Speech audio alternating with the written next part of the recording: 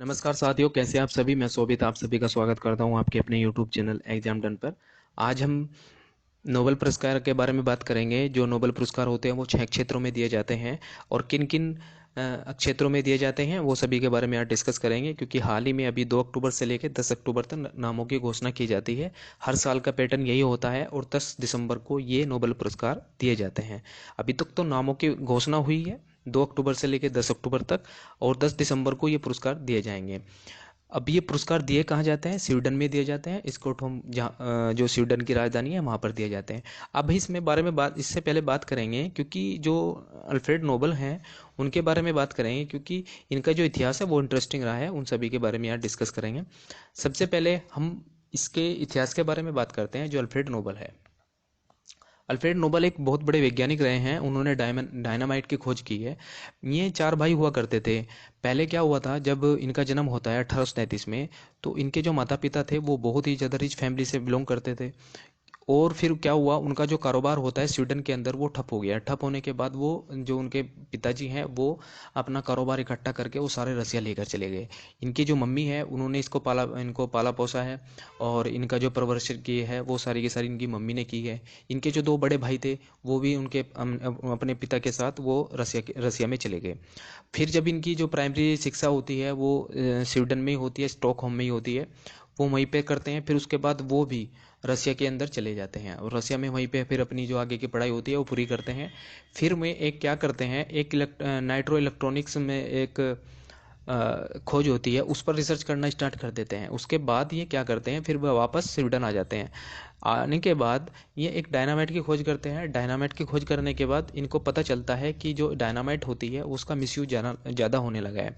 अब मिसयूज काय में होता है? डायनामाइट का जो मिसयूज होता है आपको पता होगा, जो जैसे बम बनाने में किया जाता है, जो विस्फोटक पदार्थ है उनमें सबसे ज़्यादा इसका मिसयूज होने लगा, तो इसको इन्होंने बंद होने की घोषणा कर दी।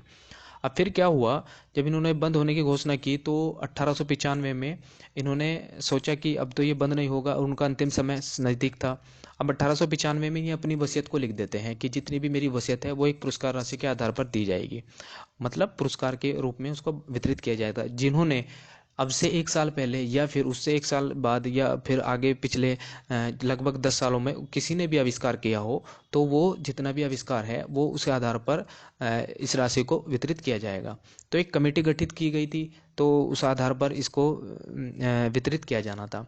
अब जब 1896 में जब उनकी मृत्यु हो जाती है, मृत्यु के तुरंत बाद एक कंट्रोवर्सी स्टार्ट होती है। जो उनके भाई थे उन्होंने इस कंट्रोवर्सी को सामने लाया, क्योंकि उनके एक उन्हें पता था कि जो हमारी संपत्ति है वो भी इन्होंने दान कर दी है। तो वसीयत में ये सब बातें उन्होंने लिख दी थी। वसीयत में बातें सामने आती रही और इन्होंने कंट्रोवर्सी सामने होती रही। 5 साल के बाद ये पुरस्कार दिए जाने लगे। 1895 में उनकी वसीयत को रखा गया था, 1895 दिया जाना था, और 5 साल बाद इनको 1901 से लेकर 2022 ये आप देख सकते हैं अब तक भी दिए जा रहे हैं। 1901 से ये स्टार्ट होते हैं, क्योंकि 5 साल बाद होते हैं, क्योंकि कंट्रोवर्सी ज़्यादा हो जाती है, इस आधार पर 1901 से लेकर स्टार्ट होते हैं। तो सबसे पहले जो पुरस्कार दिया जाता है आपको पता होगा, शांति के क्षेत्र में इसको पुरस्कार को दिया जाता है। तो पुरस्कार देने की राशि आपको पता होगा कैसे कैसे, और पुरस्कार की राशि कितनी होती है? $1 मिलियन, अमेरिकी डॉलर पुरस्कार की राशि होती है। तो पुरस्कार की राशि एक क्षेत्र में दी जाती है, 6 क्षेत्रों में दिया जाता है। आपको पता होगा, रसायन में दिया जाता है, भौतिक में दिया जाता है, साहित्य में दिया जाता है, शांति में दिया जाता है, मेडिसिन में दिया जाता है, और दिया जाता है इकोनॉमिक्स में दिया जाता है। तो ये सब बातें आपको पता होनी चाहिए।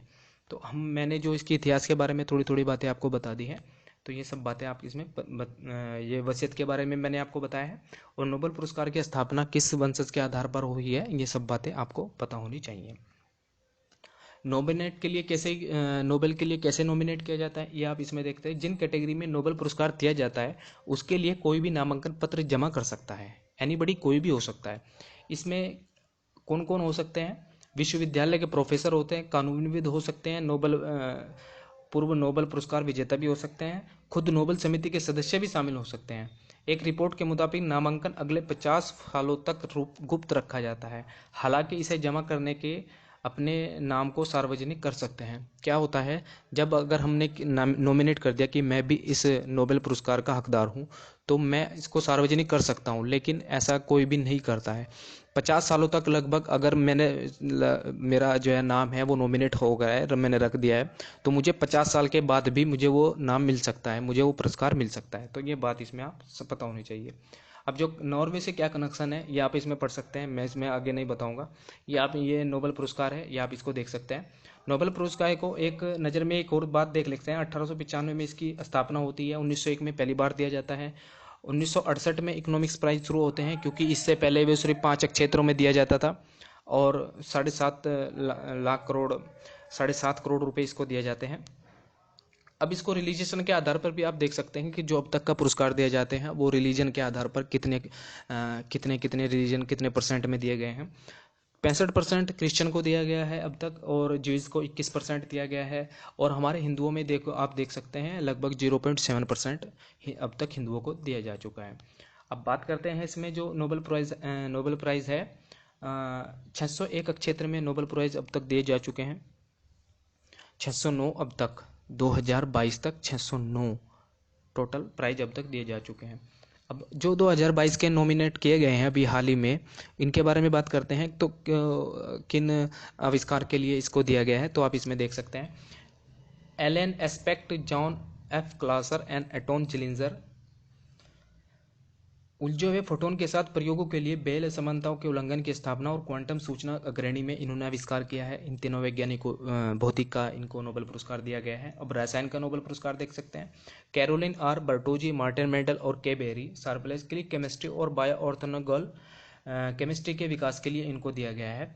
ये दो केमिस्ट्री है, एक तो क्लिक केमिस्ट्री और बायो ऑर्थोगोनल केमिस्ट्री के विकास के लिए रसायन का नोबेल पुरस्कार इन 3 वैज्ञानिकों को दिया गया है।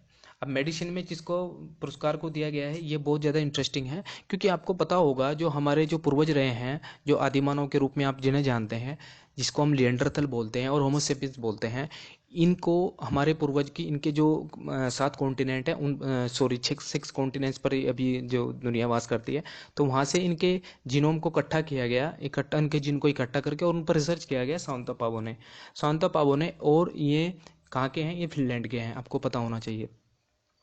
स्वांतो पाबू ने ये सब बातें रिसर्च करने के बाद अपने निर्णय पर ये सब बातें सामने लाई हैं और इनको मेडिसिन में ये नोबेल पुरस्कार दिया गया है। तो विलुप्त हेमिनन के बारे में इनको दिया गया है। साहित्य का नोबेल पुरस्कार एनियनस को दिया गया है। और नोबेल शांति का जो पुरस्कार होता है वो आपको पता होगा, बेलारूस के जो एलेक्स बियाल्स्की मेमोरियल है उनको दिया गया है। सेंटर फॉर लिबर्टीज और जी ये जो यूक्रेन का है इनको दिया गया है। रूस का भी एक इसमें एक ह्यूमन राइट की एक काउंसिल है, उसमें उसको भी दिया गया है। लगभग 3 कंपनियों को ये दिया गया है, इसमें 3 ह्यूमन राइट की जो एक्टिविस्ट हैं उनको दिया गया है। तो आप इसमें बता सकते हैं कि जो ह्यूमन राइट हैं उनके आधार पर ये नोबेल शांति पुरस्कार दिया गया है। अल्फ्रेड नोबेल 2022 की स्मृति में आर्थिक विज्ञान में सिक्स बैंक पुरस्कार दिया गया है। रिक्स बैंक के आधार पर इनको दिया गया है। Ben and Bernanke, Douglas W Diamond और फ्लिक एच बिग बैंकों के और वित्तीय संकट पर शोध के लिए इनको नोबेल पुरस्कार दिया गया है। आपके एग्जाम पॉइंट ऑफ व्यू से बहुत इंपॉर्टेंट है, क्योंकि ये जितने भी नोबेल पुरस्कार है 6 के 6 क्षेत्रों में कहीं ना कहीं किसी भी एग्जाम में ये पूछे जा सकते हैं। कैसे भी एग्जाम हो, ऑल ओवर इंडिया में कितने भी गवर्नमेंट के एग्जाम होते हैं, ये सभी में नोबेल पुरस्कार पूछे जाते हैं 6 के 6 क्षेत्रों के, कि नोबेल पुरस्कार शांति में किसे दिया गया है, और इकोनॉमिक्स में किसे दिया गया है, मेडिसिन में किसे दिया गया है, रसायन में किसे दिया गया है, भौतिक में किसे दिया गया है। तो ये सब बातें आप इसमें ध्यान से पढ़िए और अपने आप को अच्छे से इसके लिए प्रिपेयर कीजिए। आशा करता हूँ आपको ये वीडियो पसंद आया होगा। चैनल को लाइक और सब्सक्राइब करना मत भूलें। जितनी भी नोटिफिकेशन होती है आपको मिलती रहे तो तुरंत बेल आइकन को भी जरूर दबा दें। Thank you, all of you. मिलते हैं अगली वीडियो में।